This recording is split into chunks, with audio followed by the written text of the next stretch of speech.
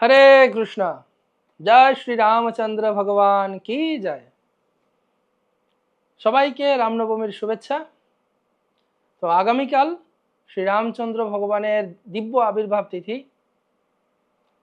তো ত্রেতা যুগে ভগবান শ্রী রামচন্দ্র এই ধরাধামে আবির্ভূত হয়েছিলেন।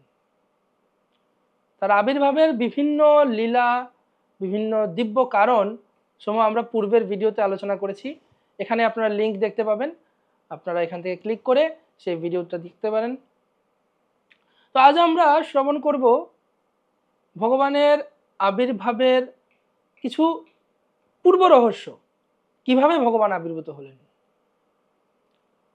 ভগবান আবির্ভূত হয়েছিলেন অযোধ্যা নগরীতে, যেখানে শ্রী দশরথ সেখানে রাজা হিসেবে ছিলেন। অযোধ্যা, অযোধ্যা বলা হচ্ছে যেখানে কোনো যুদ্ধ নেই, যেখানে কোনো যুদ্ধ নেই সেই জায়গার নাম হচ্ছে অযোধ্যা। যুদ্ধ নেই বলতে কি অন্য রাজ্যের সাথে যুদ্ধ নেই, সেটা তো একটা বাহ্যিক বিষয়। বলছেন যে অভ্যন্তরীণ যুদ্ধ নেই। আমরা এই জড়জগতে ত্রিতাপ ক্লেশে সবাই জর্জরিত। আধ্যাত্মিক ক্লেশ, আদি ভৌতিক ক্লেশ, আদি দৈবিক ক্লেশ। বলছেন সেখানে আদি ভৌতিক আদি দৈবিক সমস্যা ইত্যাদিতে কেউ প্রভাবিত ছিল না, এমনকি আধ্যাত্মিক ক্লেশও ছিল না। যে অভ্যন্তরীণ যুদ্ধ, সেই যুদ্ধ কারোর মধ্যে ছিল না।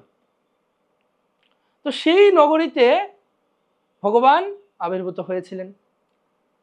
বলছেন এইরকম অবস্থা ছিল যে শনির প্রভাবে 12 বৎসর কাল যাবৎ সেই অযোধ্যা নগরীতে বৃষ্টি হয়নি, কিন্তু কেউ সেই 12 বছর বৃষ্টি না হওয়ার প্রভাব উপলব্ধি করতে পারেননি। 12 বছর পর মহারাজ দশরথ একবার লক্ষ্য করছেন কি যে অনেক দিন হয়ে গেল বৃষ্টি হচ্ছে না, কেন হচ্ছে না? শনির প্রভাবে।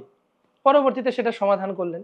কিন্তু 12 বছর এক জায়গায় বৃষ্টি না হওয়ার পরেও সেখানে সমৃদ্ধি পূর্ণরূপে বজায় আছে। তাহলে বুঝতেই পারছেন কিরকম সমৃদ্ধ স্থান। তো একই রকম ভাবে মহারাজ দশরথের একজন বন্ধু ছিলেন রোমপদ মহারাজ। রোমপদ মহারাজের এখানেও দীর্ঘদিন যাবৎ বৃষ্টি হচ্ছিল না। তো এইসব বিষয়ে কথা বলতেন তারা। তো একসময় কথা বলতে বলতে দশরথ মহারাজের এত কিছুর পরও মনের মধ্যে একটা শোক বা একটা আকাঙ্ক্ষা ছিল যে আমার যদি একটা পুত্র সন্তান হতো। কন্যা সন্তান যদিও ছিল, শান্তা নামের একজন কন্যা সন্তান দশরথ মহারাজের তখন ছিল, কিন্তু তারপরেও মনের মধ্যে একটা আক্ষেপ, যদি একটা পুত্র সন্তান লাভ করতে পারতাম। তো রোমপদ মহারাজের সাথে এই কথা বলতে গিয়ে রোমপদ মহারাজ বলছেন তোমার তো যাওয়া এক কন্যা আছে, কিন্তু আমার সেই কন্যাও নেই, আমার তো কোনো সন্তান নেই, আমি যদি একটা কন্যা সন্তানও লাভ করতে পারতাম। তখন দশরথ মহারাজ বলছেন এই নাও, আমার কন্যা শান্তাকে তোমাকে প্রদান করলাম। তখন সেই শান্তাকে রোমপদ মহারাজ গ্রহণ করলেন কন্যা হিসেবে।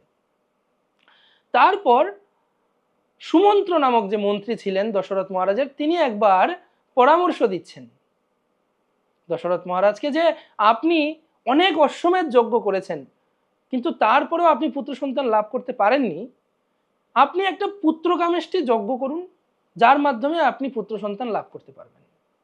তো পুত্রকামেষ্টি যজ্ঞ করার কথা বলার পর দশরথ মহারাজ জিজ্ঞাসা করছেন তাহলে তার জন্য বিধান কি আছে, কিভাবে কি করতে হবে। মন্ত্রী সুমন্ত্র তখন বলছে যে সে যজ্ঞ করার জন্য আপনাকে একজন বিশেষ ব্রাহ্মণ, বিশেষ ঋষিকে নিমন্ত্রণ করতে হবে, তিনি এসেই এই যজ্ঞ করতে হবে। সে ঋষির যোগ্যতা কি হবে প্রশ্ন করার পর মন্ত্রী উত্তর দিচ্ছেন যে এমন কোনো ব্যক্তি হতে হবে যে জন্ম হওয়ার সাথে সাথে কোনো নারীর মুখ দর্শন করেনি। তো এই প্রকৃতির নিয়মে যারা আমরা সবাই প্রকৃতিতে জন্ম নিয়েছি, সবার জন্ম হয় মাতৃগর্ভ থেকে। তো মাতৃগর্ভ থেকে জন্ম হয়, স্বয়ং মা সেখানে উপস্থিত থাকেন, ধাত্রীমাতা বা বর্তমানে নার্স এরা উপস্থিত থাকে।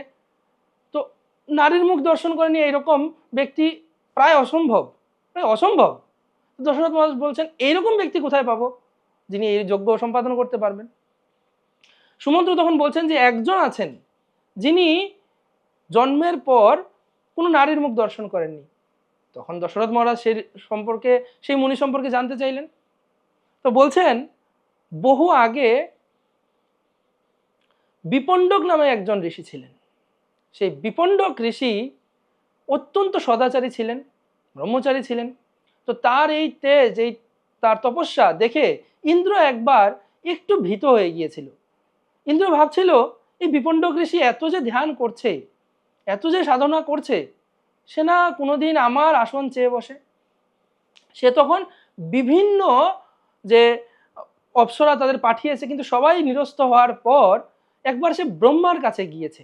ব্রহ্মার কাছে গিয়ে বলছেন যে আপনার কাছে একটা প্রার্থনা ছিল, আপনার এখানে আপনার সৃষ্টির মধ্যে খুব স্পেশাল এমন কেউ যদি থাকে একটু দিন, তাকে এই কাজটা করতে হবে কি, বিপণ্ডক ঋষিকে পতি হিসাবে গ্রহণ করতে হবে, যাতে করে তার তপস্যাটা একটু বিরত করা যায় এবং আমি অন্ততপক্ষে নিশ্চিত হতে পারি। তো ব্রহ্মা প্রথমে রাজি হচ্ছিলেন না, কিন্তু পরবর্তীতে হংসা নামক একজন অপ্সরাকে সেখানে ইন্দ্রের ওই কাজটি করে দেওয়ার জন্য পাঠালেন। সে গিয়ে বিপণ্ডক ঋষির আশ্রমে গিয়ে বিভিন্ন বেদমন্ত্র ইত্যাদি মন্ত্র আদি কীর্তন করার মাধ্যমে মনোমুগ্ধকর সুরে কীর্তন করছিল। সে কীর্তন শুনে বিপণ্ডক ঋষি অত্যন্ত প্রসন্ন হলেন, জিজ্ঞাসা করলেন তুমি কে, কোথা থেকে এসেছো, এত সুন্দর কীর্তন করছো।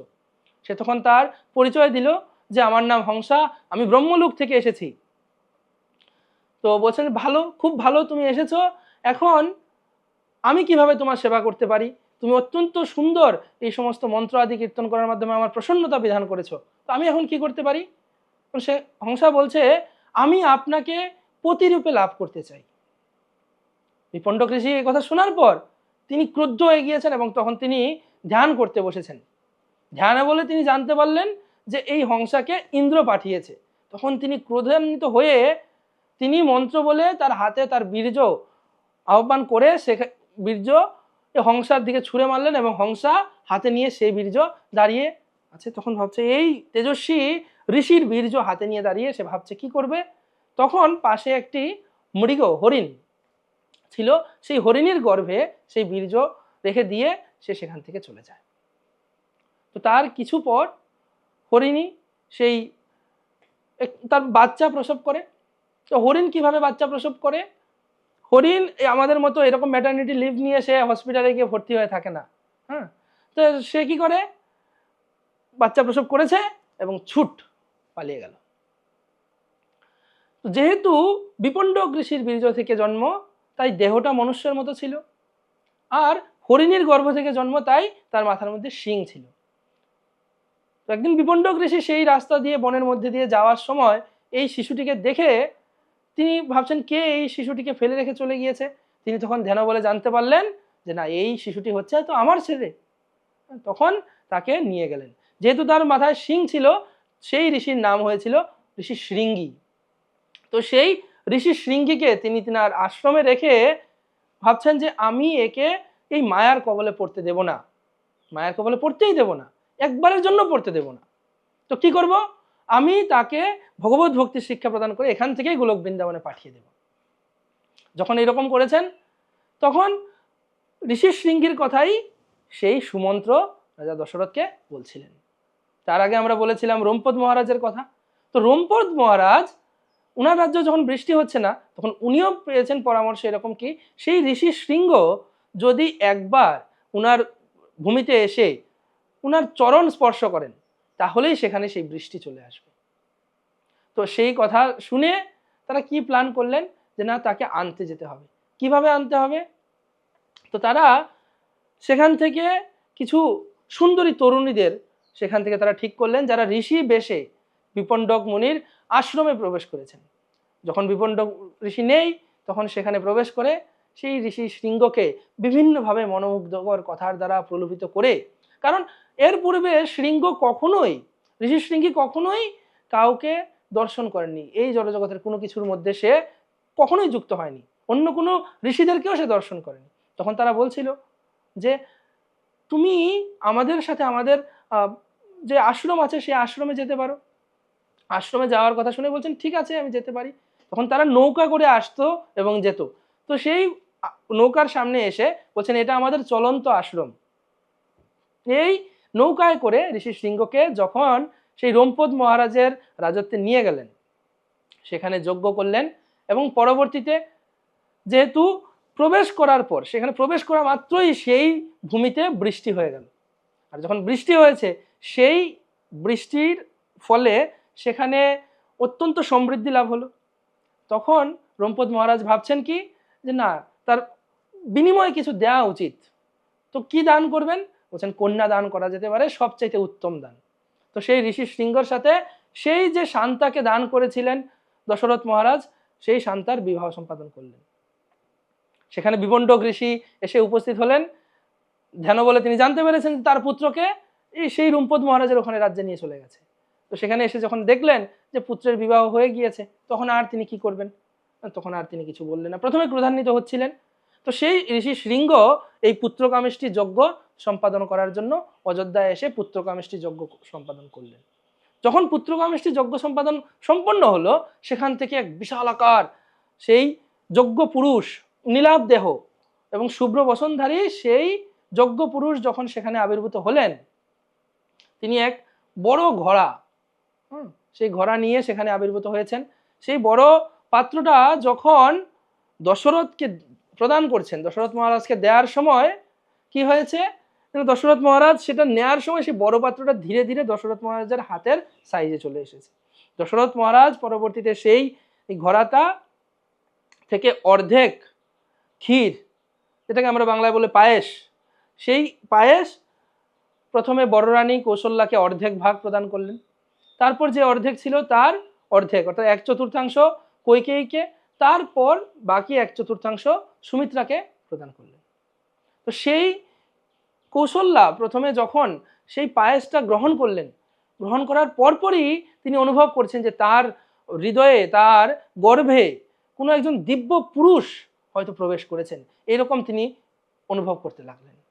এইভাবে ভগবান শ্রী রামচন্দ্র কৌশল্যার গর্ভে প্রবেশ করলেন এবং কৈকেয়ী এবং সুমিত্রা পরবর্তীতে তাদের ভাগ গ্রহণ করলেন এবং পরবর্তীতে শ্রী রামচন্দ্র ভগবান তাদের গর্ভ থেকে এরকম ভাবে রাম, ভরত, লক্ষ্মণ এবং শত্রুঘ্ন তারা আবির্ভূত হয়েছিলেন। 12 মাস পর যখন কৌশল্যার গর্ভ থেকে ভগবান শ্রী রামচন্দ্র আবির্ভূত হলেন, বাকিরা তখনও গর্ভেই আছেন। কিন্তু কৈকেয়ী একদিন কৌশল্যাকে বলছেন যে আমাদের গর্ভে, মানে আমার গর্ভে যে সন্তান আছে, মাঝে মধ্যে মনে হয় কি আমাকে পুশ করছে, ধাক্কা দিচ্ছে, একটা আকর্ষণ অনুভব করছি। সে কি রামচন্দ্রের দিকে মাঝে মধ্যে হাত বেরিয়ে আসতো, বলছে যে হাত দেখা যেত এরকম।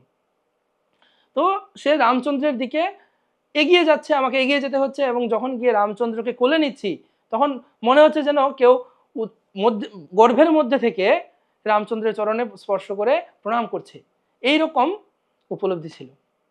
তো কিছুকাল পর সেই রাম, ভরত, লক্ষ্মণ এবং শত্রুঘ্ন তারা তাদের আবির্ভাব লীলা প্রকাশ করলেন এবং পরবর্তীতে তাদের বাল্যলীলা তারা সেখানে প্রকাশ করেছিলেন। জয় শ্রী রামচন্দ্র ভগবান কি জয়।